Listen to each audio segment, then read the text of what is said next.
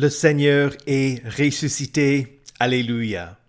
Il est réellement ressuscité. Alléluia.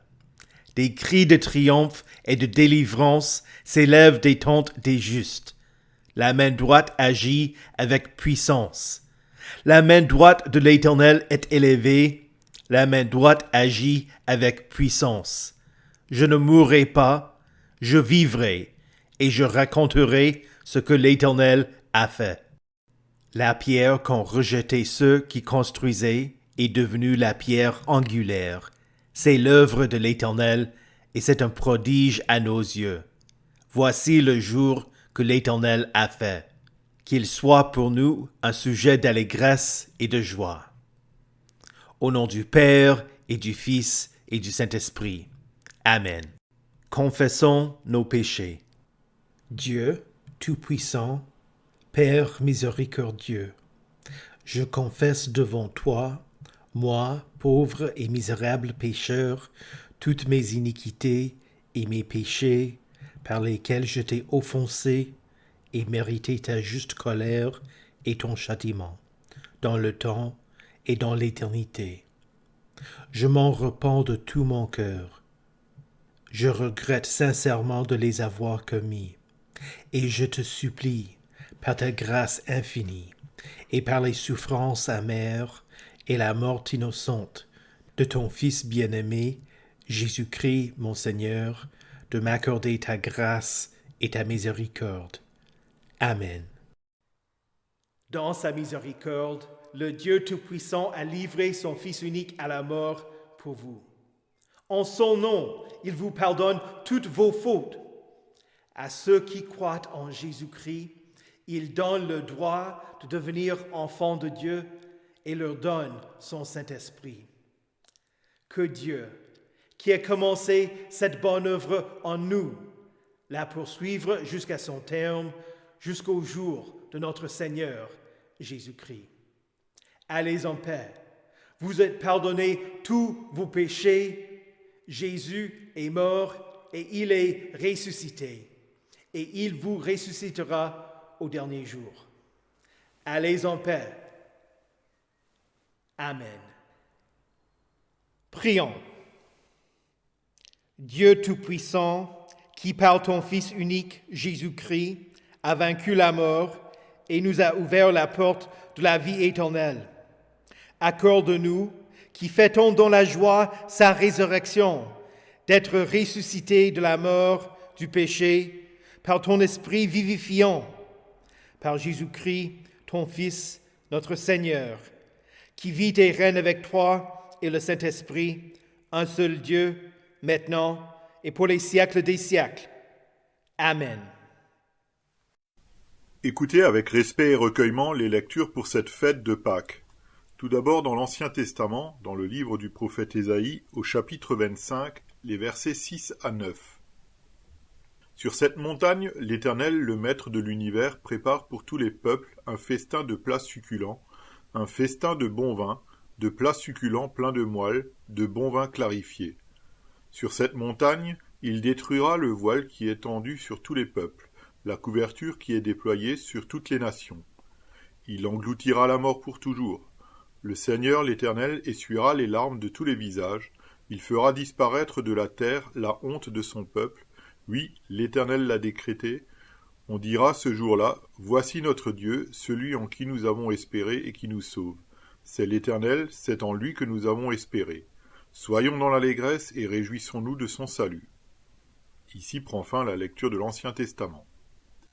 L'épître du jour se trouve dans 1 Corinthiens chapitre 15, les versets 19 à 28.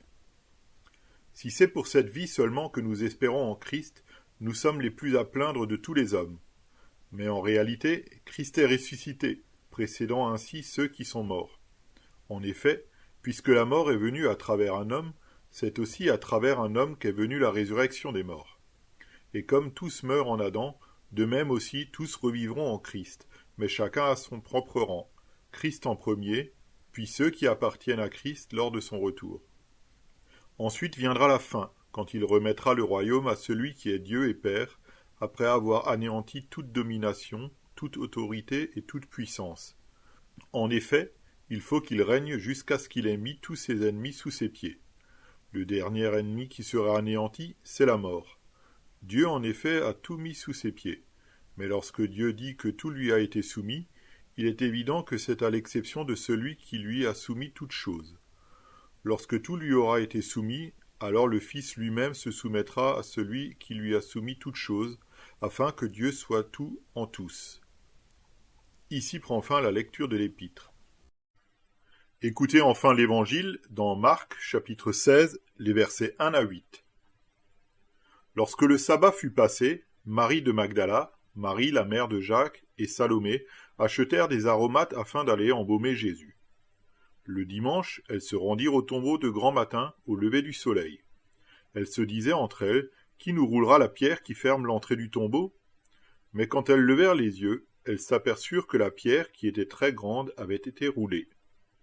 Elles pénétrèrent dans le tombeau, virent un jeune homme assis à droite, habillé d'une robe blanche, et elles furent épouvantées. Il leur dit, « N'ayez pas peur, vous cherchez Jésus de Nazareth, celui qui a été crucifié. Il est ressuscité, il n'est pas ici. Voici l'endroit où on l'avait posé. Mais allez dire à ses disciples et à Pierre qu'il vous précède en Galilée. C'est là que vous le verrez, comme il vous l'a dit. » Elles sortirent du tombeau et s'enfuirent, toutes tremblantes et bouleversées, et elles ne dirent rien à personne, car elles étaient effrayées. Ici prend fin la lecture de l'Évangile. Heureux ceux qui écoutent la parole de Dieu et qui la gardent. Confessons notre foi. Je crois en Dieu, le Père Tout-Puissant, Créateur du ciel et de la terre. Je crois en Jésus-Christ, son Fils unique, notre Seigneur, qui a été conçu du Saint-Esprit et qui est né de la Vierge Marie. Il a souffert sous Ponce Pilate, il a été crucifié, il est mort, il a été enseveli, il est descendu aux enfers. Le troisième jour, il est ressuscité des morts, il est monté au ciel, il siège à la droite de Dieu, le Père Tout-Puissant, et il viendra de là pour juger les vivants et les morts. Je crois au Saint-Esprit, la Sainte Église universelle, la communion des saints, la rémission des péchés, la résurrection de la chair et la vie éternelle. Amen.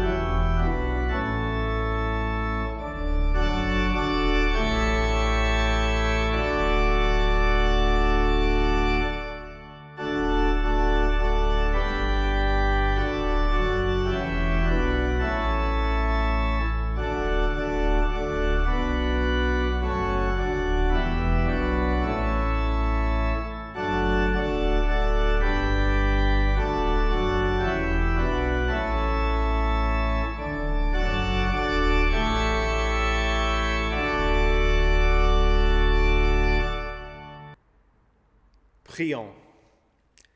Ô Jésus, tu es la résurrection et la vie.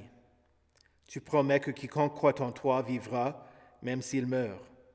Et que celui qui écoute ta parole et qui croit à celui qui t'a envoyé a la vie éternelle et est passé de la mort à la vie. Que nous écoutions ta parole, mettions notre confiance en toi et vivions avec l'assurance de la résurrection de la chair et la vie éternelle. Amen. Alléluia, Christ est ressuscité, il est vraiment ressuscité. Alléluia. Quand Marie de Magdala se réveilla à la toute première Pâque, son cœur était brisé. Elle avait suivi Jésus lorsqu'il était en Galilée. Elle avait bénéficié de son ministère. Cet démon était sorti d'elle. Elle avait été membre de la foule qui est montée à Jérusalem avec Jésus pour assister à la fête de la Pâque juive. Mais comment fêter? Vendredi, avec d'autres femmes. Elle regardait de loin la crucifixion et la mort de Jésus. Il semblait que la mort et le péché avaient été victorieux. Elle regarda Joseph d'Arimathée descendre Jésus de la croix, l'envelopper dans un drap de lin qu'il avait acheté, déposer son corps inanimé dans un tombeau taillé dans la roche et rouler une pierre devant l'entrée. Marie n'avait pas seulement perdu quelqu'un qu'elle aimait. Elle était bouleversée parce que celui en qui elle avait mis sa confiance, celui qu'elle croyait être le Messie, celui qui était censé établir un royaume, celui qui est venu afin de la délivrer de ses péchés, est mort. Était-elle toujours dans ses péchés, la plus à plaindre de tous? Avait-elle perdu son salut par la mort de celui qui était la source de son salut? Marie aura probablement participé à la Pâque juive vendredi soir avec les autres pèlerins, après quoi elle se sera endormie. Les Juifs observent le sabbat du coucher du soleil vendredi soir jusqu'au coucher du soleil samedi soir. Et donc, samedi aurait été un jour consacré à l'écoute de la parole. Les marchands ouvrirent le commerce pour quelques heures samedi soir, lorsque le sabbat fut passé. Et c'est ainsi que Marie de Magdala, Marie, la mère de Jacques, et Salomé achetèrent des aromates afin d'aller embaumer Jésus le lendemain matin. Dimanche matin, la toute première Pâque, Marie de Magdala se réveilla dans le deuil, déterminée à finir de faire ce que Joseph d'Arimathée et Nicodème avaient fait hâtivement, l'enterrement de Jésus. Nous pouvons tous compatir au ressenti de Marie. Le choc de se réveiller après la mort d'une personne chérie. Il y a une fin. On pense à la personne et on se rend compte qu'elle n'est plus là. On veut tout faire pour elle. On ne pense pas toujours avec clarté. Il est évident que les femmes n'avaient pas pensé, elles ne se sont posé la question: qui nous roulera la pierre qui ferme l'entrée du tombeau, quand elles achetèrent les aromates? Mais en route vers le tombeau, en portant les kilos d'aromates, l'une d'elles se rendit compte du problème et demanda aux autres femmes: qu'allons-nous faire? Toutefois, elle n'allait pas renoncer à embaumer Jésus. Et donc, avec détermination, elles se rendirent au tombeau de grand matin, au lever du soleil. Nous sommes aujourd'hui la deuxième Pâque marquée par la Covid, retenue par la peur de la mort. L'année dernière, on n'a pas eu le droit du tout de se rassembler. Pas de culte à l'église, pas de Sainte Seine.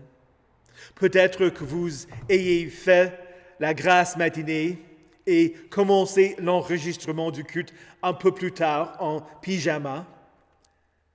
Après quoi, vous avez peut-être contacté mamie et papy par Skype pour qu'ils voient leurs petits-enfants à la recherche d'œufs en chocolat. Mais ce n'était pas une Pâques comme toutes les autres.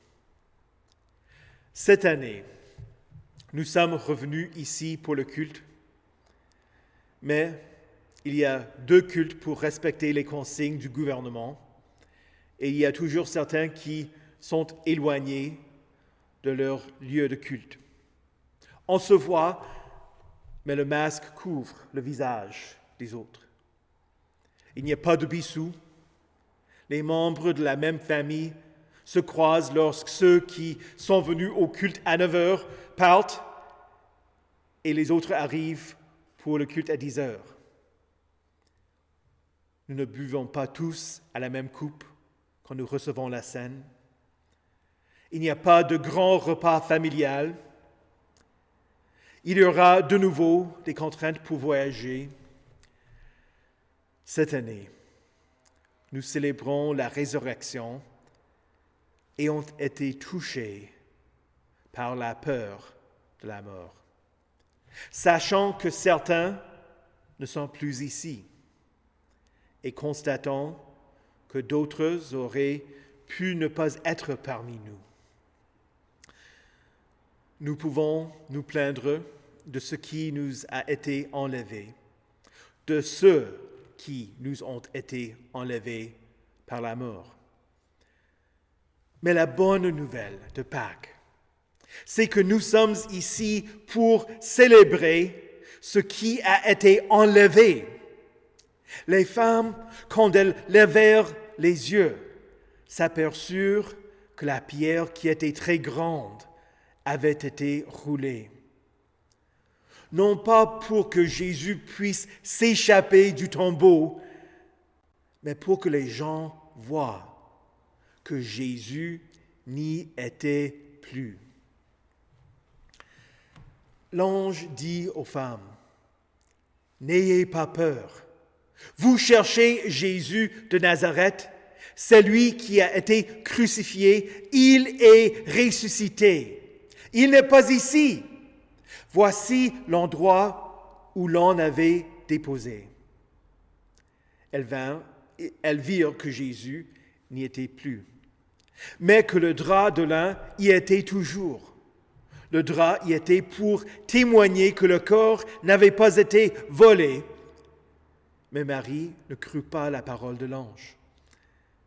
Les plus anciens exemplaires de l'Évangile selon Marc finissent avec l'ange disant aux femmes, « Allez dire à ses disciples et à Pierre qu'il vous procède en Galilée. C'est là que vous le verrez, comme il vous l'a dit. » Les femmes sortirent du tombeau et s'enfuirent, toutes tremblantes et bouleversées. Et elles ne dirent rien à personne, car elles étaient effrayées. Si vous êtes ici au culte ce matin, comme Marie l'était le matin de la résurrection, dans le deuil, effrayé, tremblant et bouleversé, pensant que la mort et le péché avaient remporté la victoire et ont été séparés de ceux qui vous aimaient, qui sont morts. N'ayez pas peur. Peu importe la douleur que vous subissez, la solitude que vous ressentez à cause de ce que la mort vous a pris. La victoire est en Jésus-Christ. Jésus est ressuscité. Il a vaincu la mort, il n'est pas dans le sépulcre. Peu importe le nombre de virus, de bactéries, de maladies, d'accidents ou d'autres causes de la mort qui existent. La racine de la mort, le péché, a été vaincu. Et ce monde n'appartient pas à la mort. La menace de la mort, les maladies, les virus peuvent fermer les écoles, limiter le commerce, empêcher le voyage. Mais vos corps et vos âmes sont à celui qui vous a racheté. Les défunts n'appartiennent pas à la mort. Vous n'appartenez pas à la mort. Jésus a pris sur lui-même vos péchés.